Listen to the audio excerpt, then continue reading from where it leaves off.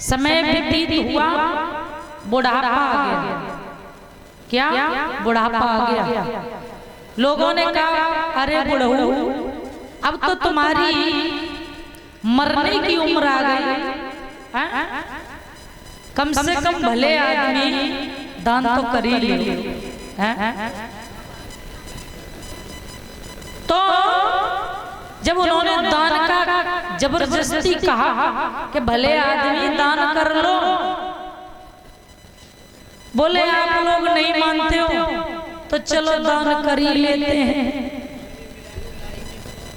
तो सेठ जी जो थे महाराज,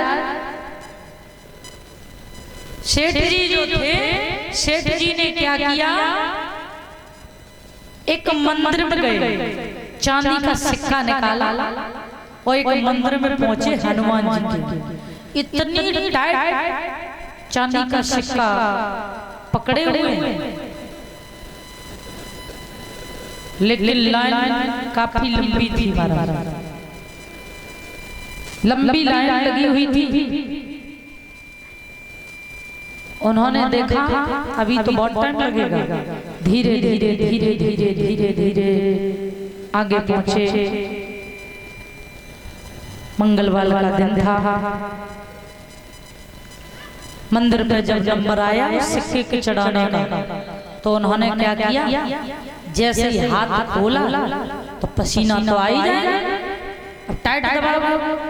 तो सेठ जी इतने कंजूस, उन्होंने देखा, बोले दोस्त तुम रोए रहे हो हमारे बिना, हम वैसे भी नहीं तुम्हें दान करना चाह रहे थे, हमें मालूम था तुम रोगे।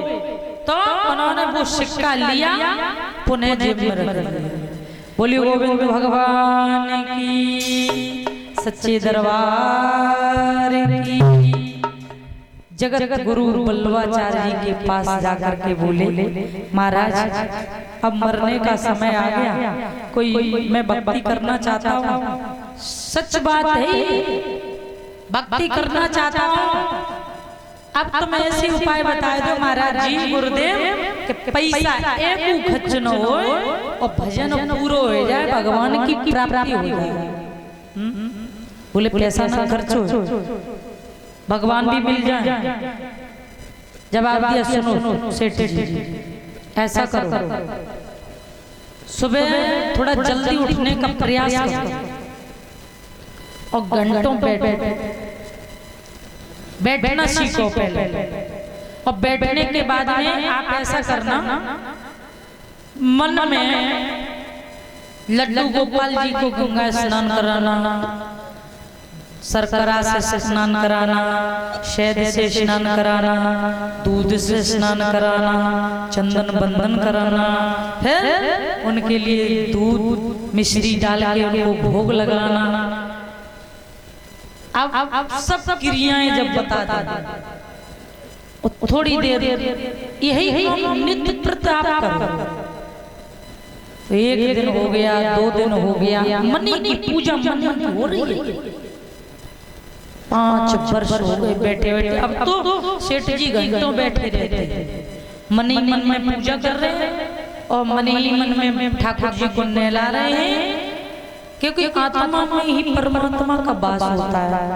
अब मन की पूजा की, तो एक दिन सेठ जी के मन में आया, जब दूध गर्म किया ठाकुर जी के लिए, तो उन पे चीनी धोखे से ज्यादा डल गई।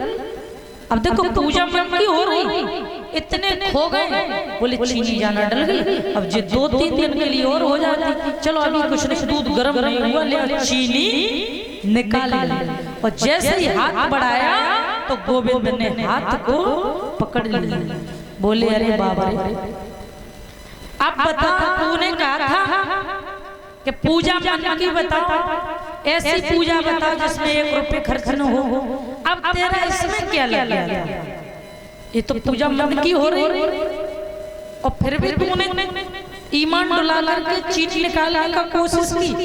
बोले भले भगवान, बारे भगवान, हमें क्या मालूम तुम चीनी तो खुश हो, अगर चीनी तो खुश हो जाते हम तो 5 साल फालतू में हम परेशान रहे, हमें क्या मालूम चीनी तो खुश हो रहे आप, तो हम पहले 1 बोरा डाल देते। इतने दिन फालतू में तपस्या करवाई। बोलियो गोविंद भगवान की।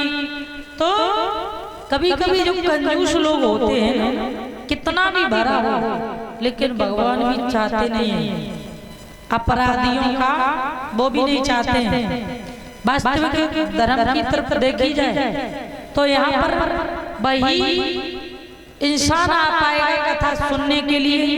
यहाँ तो कोई इलेक्शन तो हो नहीं, न इलेक्शन लड़ो जाए, हाय विरोध न तो ब्यास से कोई झंझट है न कुछ है। आप आए जहाँ तक आवाज जा रही हो हमारी, तो कथा में वही आता है सीधी सी बात, जो भगवान का प्रेमी है, जिसके हृदय में भगवान का वास है।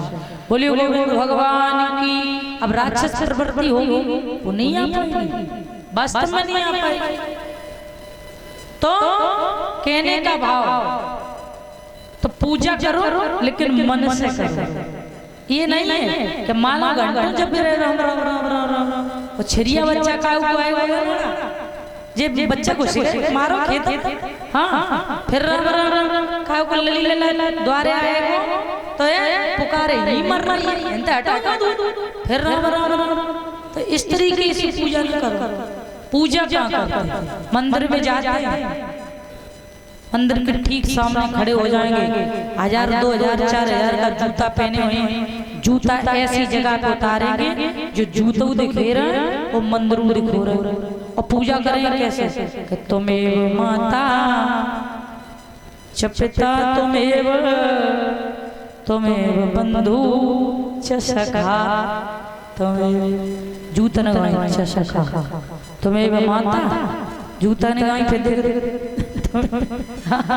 बता जूता देखत कि नहीं देख? अरे भगवान जिसकी रक्षा करेगा उसके जूता चप्पल की भी रखवाली करते हैं। तो आई कथा में प्रवेश होने से पहले कीर्तन बोलिए गोविंद भगवान की।